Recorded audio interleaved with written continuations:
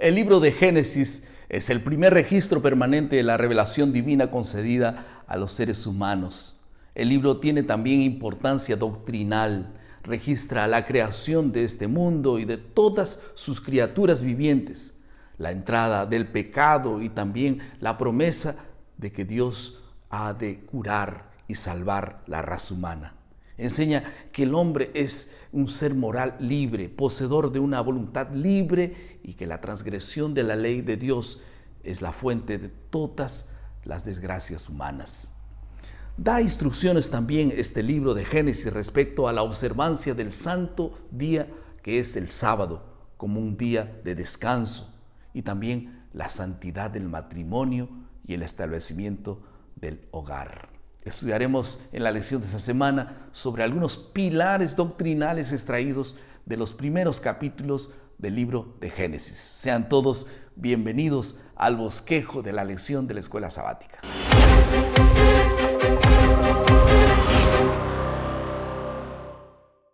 Estamos en la lección número 8, que tiene como título el Génesis como pilar, y vamos a estudiar la parte número 1. En el bosquejo de esta semana enfocaremos apenas en dos asuntos, el tema del sábado y el tema del matrimonio. ¿Todo bien? Entonces vamos a comenzar por el primer asunto, el sábado en el libro de Génesis.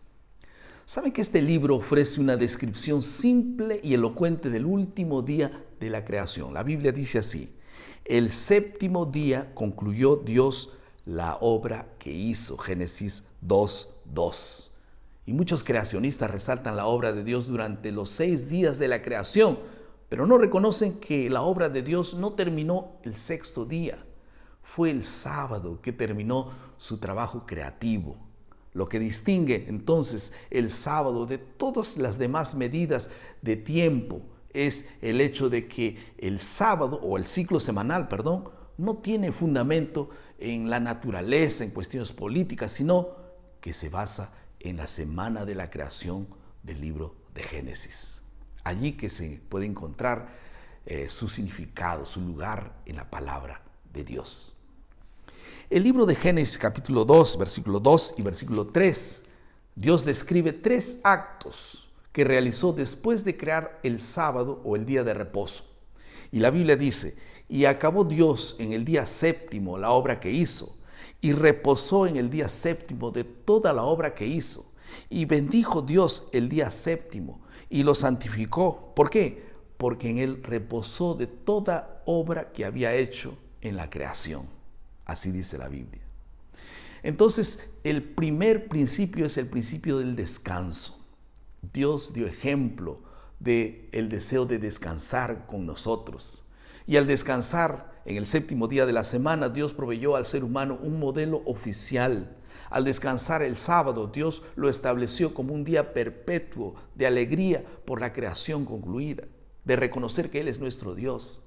Pero su reposo no fue por estar exhausto, pues el Creador no se cansa ni se fatiga, dice Isaías 40:28. Y no fue restaurado, sino fue conclusivo y de satisfacción por su obra creada. A propósito, Adán y Eva no estaban cansados al participar del reposo y la alegría del Creador, pero después de la caída del ser humano, el séptimo día proporcionó también el reposo físico que ellos necesitaban, según Génesis 3, 17 y 19. El segundo acto de Dios al crear el sábado es que bendijo el séptimo día. No fue el principio del descanso lo que Dios bendijo, sino un día específico. Dios bendijo exclusivamente el séptimo día para un propósito superior, según lo que dice la palabra de Dios en Génesis 2:3. Dios tenía un propósito espiritual. El hombre necesitaba permanentemente el sábado para mantener comunión con su Creador, para adorar al Creador, Génesis 14:7 o Apocalipsis 14:7, para poder contemplar más de lleno las obras de Dios y meditar en su poder y en su bondad. Y el tercer acto de Dios después de crear el día de reposo, dice la Biblia, Dios lo bendijo y lo santificó. Ahí está, lo santificó, Génesis 2:3 también.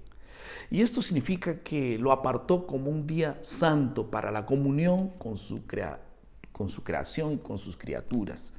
Como creador, Él estaba en la prerrogativa de poder establecer este día como un día santo delante de nosotros. Entonces Dios apartó el sábado exclusivamente para un uso santo.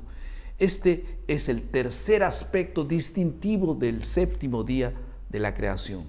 Y el significado más básico del término hebreo kadash, que significa santificar, es separar. El sábado fue santificado, fue separado para un culto de adoración, así como fue la costumbre de Jesús en Lucas 4:16. El segundo asunto de la lección de esta semana es el matrimonio. Y vamos a ver aquí en el libro de Génesis por lo menos 5 principios fundamentales en relación al matrimonio. Vale la pena considerarlos porque son palabra de Dios. El primer principio es el principio de la heterosexualidad y unidad, tal como se expresa en las palabras de Dios cuando dice que el hombre y la mujer se convertirán en una sola carne. Esto dentro del matrimonio, hombre y mujer dentro del matrimonio.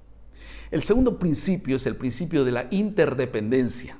La Biblia dice, por esta razón, un hombre deja a su padre y su madre y se une a su esposa, haciéndose una sola carne. La interdependencia de uno y el otro. Ahora, el esposo y la esposa casados deben depender más que nunca uno del otro. Deben depender más profunda y permanentemente del aliento y el consuelo que comparten entre sí. Amén. El tercer principio es el principio de la endogamia. Endogamia espiritual, lógicamente, y es orientado por la Biblia de la siguiente manera: no os unáis en yugo desigual con los no creyentes. Aquí es casarse con personas del mismo credo. El principio de endogamia consiste en casarse dentro del propio círculo religioso, tal como lo expresó Adán cuando recibió a su esposa Eva. Dijo, esto es ahora hueso de mis huesos y carne de mi carne. Esta será llamada varona porque del varón fue tomada. Así dice el versículo 23. El cuarto principio es el principio de la monogamia. Ahora, cada uno tenga, dice la Biblia, su propia esposa y cada una tenga su propio marido. 1 Corintios 7:2. La Biblia describe la poligamia inaugurado por Lamec, recuerdan, en Génesis 4:19, como un acto de rebeldía, de obstinación por parte de los seres creados. Dios no estaba de acuerdo. Y en quinto lugar, el principio de la permanencia, como le reafirmó Jesucristo. Por tanto, lo que Dios unió, no lo separe el hombre. Mateo 19:6. Y el matrimonio realmente fue instituido para ser una unión de toda la vida, para siempre. Algunas aplicaciones al final de nuestro bosquejo. La Biblia enseña que el sábado da testimonio tanto del poder creador como del poder santificador de Dios. Y su observancia es un reconocimiento de fe en su poder para crear y recrear o santificar la vida de los seres humanos.